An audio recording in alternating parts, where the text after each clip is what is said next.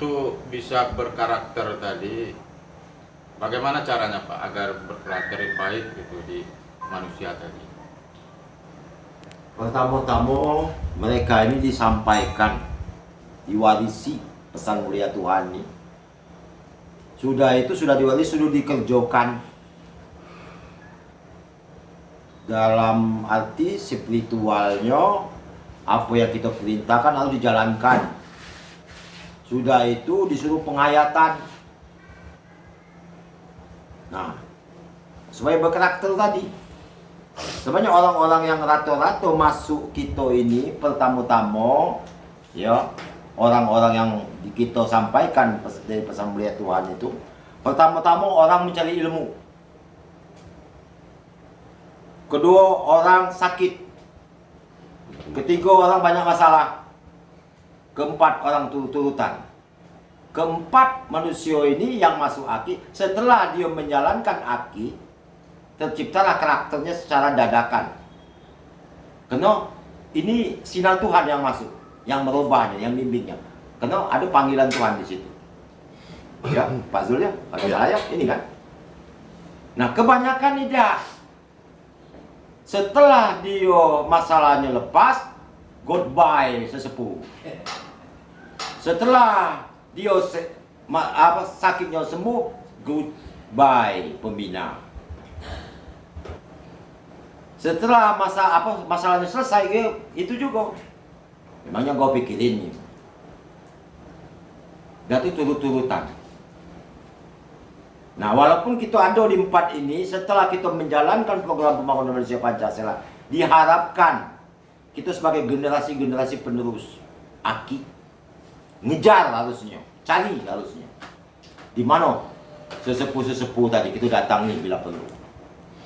Jangan kebalik. Ini kebanyakan setelah sesepuhnya maaf ngomongnya, kepala jadi kaki, kaki jadi kepala. Seolah-olah tidak ada hargonya sesepuhnya. Malah bahasa tidak baik. Karena tidak menjalankan sesungguhnya. Karena 4 ini tadi masih dipegang. Sebenarnya kalau memang mereka berjalan benar, artinya tidak ada udang balik gendung, pesan mulia Tuhan tadi tidak akan sampai ke situ.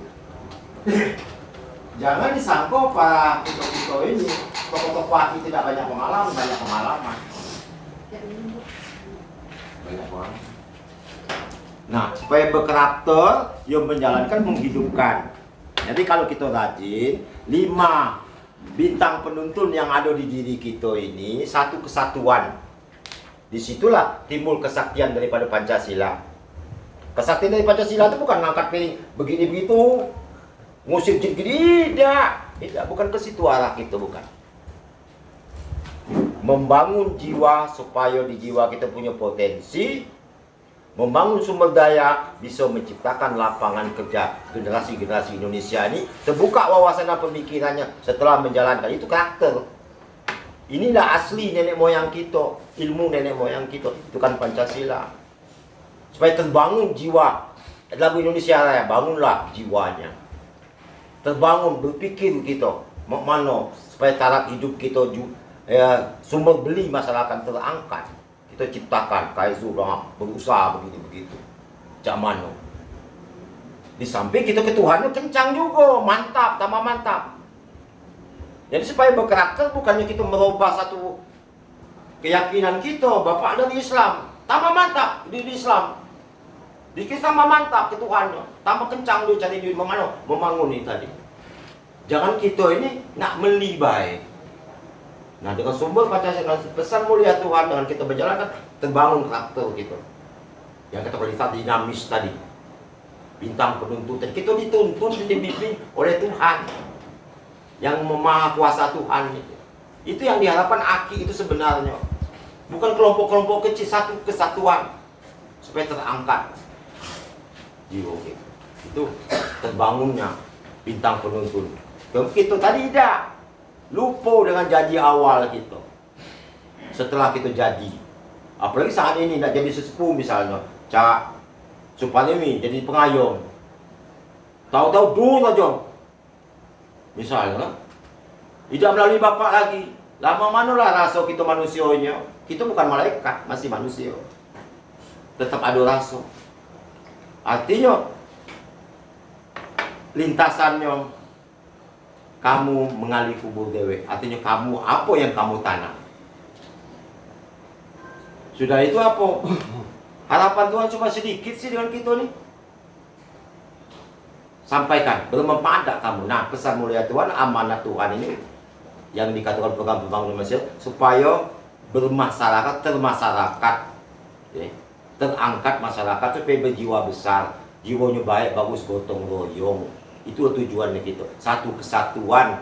Cak bapak nak jauh dari Bengkulu, jauh-jauh ke sini.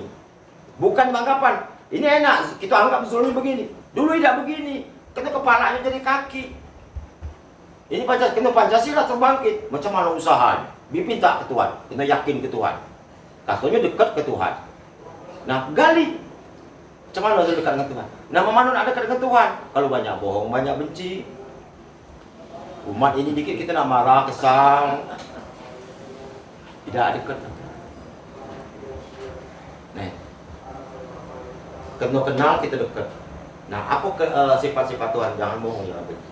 Malam-malam kita sembahyang nangis-nangis ngadu ke Tuhan. Tuhan, ngapo lagi aku nih penyingoannya tidak ngini lagi seolah-olah itu kau itulah. Tidak. Taruhlah mungkin laki kita arahnya ke situ. Nah, dengan kita kencang pula ke Tuhan, ibu-ibu. Kita ibu-ibu Kartini kan. Orang tahan banting, Cuk Nakdin, ibu-ibu kuat, gagah. Nah, itu. Walaupun sakit-sakit dia biasalah. Nah, sebab bapak-bapak juga kan Pancasila tadi. Harus tahu, ibu-ibu itu tuh langsung yang bengkok. Kalau ada salah-salah itu ya biasa baiklah. Jangan disalahkan lagi, jangan dimarahi lagi. Luruskan pelan-pelan. Nah, itu Pancasila juga. Jadi kita juga generasi penerus ini harus lahir batin itu tetap. Kita jalan keseimbangan. Nah, itu. Apalagi ibu-ibunya di zaman dulu sejarah ibu-ibu itu tidak boleh perang, dukung suami untuk ketuhannya. Kalau tidak benar, tidak bagus, ya pita. Ibu-ibu punya senjata dengan program pembangunan Mesir. Itu karakter ini. Jangan lupa sejarah, bangkit, hidupkan diri kamu, ayat yang hidup. Supaya terbangun jiwa besar. Kayak Siti Masito. Kayak Siti Khadijah, habis hartonya, kasarnya. Kita tidak seperti itulah. Program kita artinya tidak cerita Nabi, tidak. Dilemahkan kata aki kita tuh apa kata aki, kalau kau nurut kata aki aku sudah depan pintu, tinggal nunggu buka pintu masuk. Kalau kita jauh daripada aki artinya jauh daripada Tuhan, jauh. Itulah karakter gambaran itu, ringkas ceritanya, membangun jiwa supaya terangkat, supaya ada program ke depan itu, pandangan hidup, kecerdasan pola pikir kita tadi. Tidak ada orang aki itu melamun malas, tidak nak senang tuh harus begitu. Bangkit, sisingkan dengan baju. Yang tidak pacak, ya artinya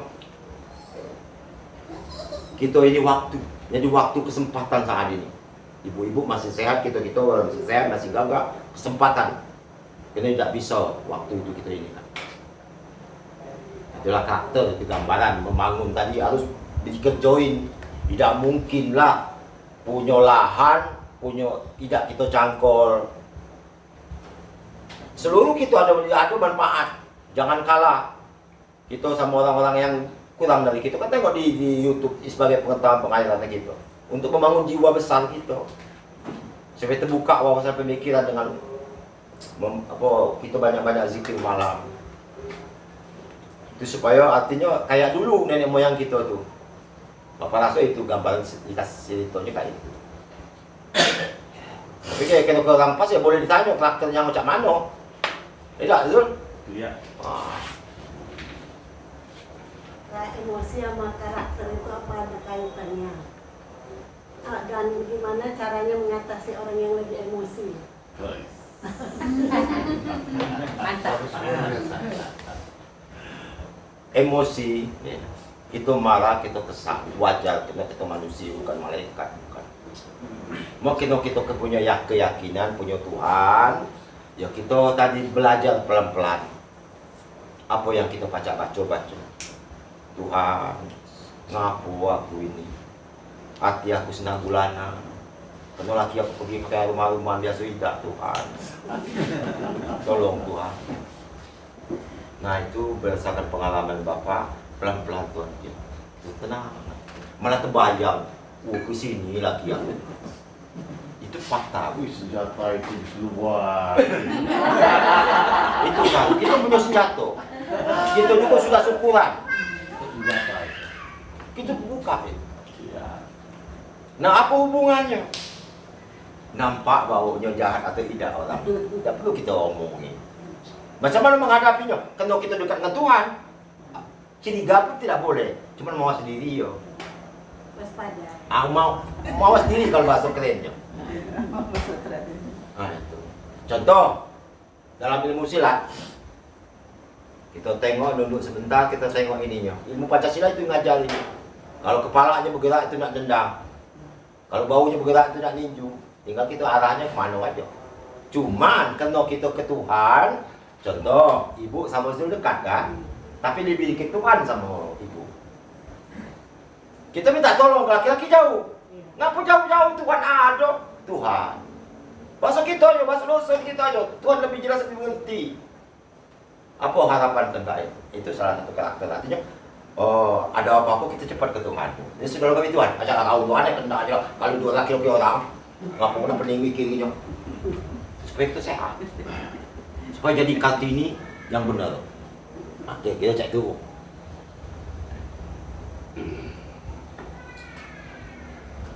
Jadi emosi itu sendiri ada di manusia itu karena manusia itu Kendaya tercipta dari beberapa unsur. Unsur tanah itu lambang kesabaran. Unsur air itu adalah lambang daripada kesejukan.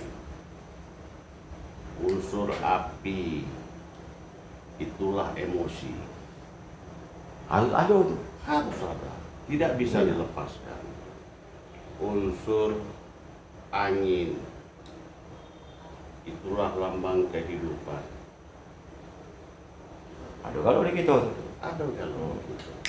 Jadi air, angin, api, tanah. Apa satunya? Virus. Bukan. Air, api, angin, tanah.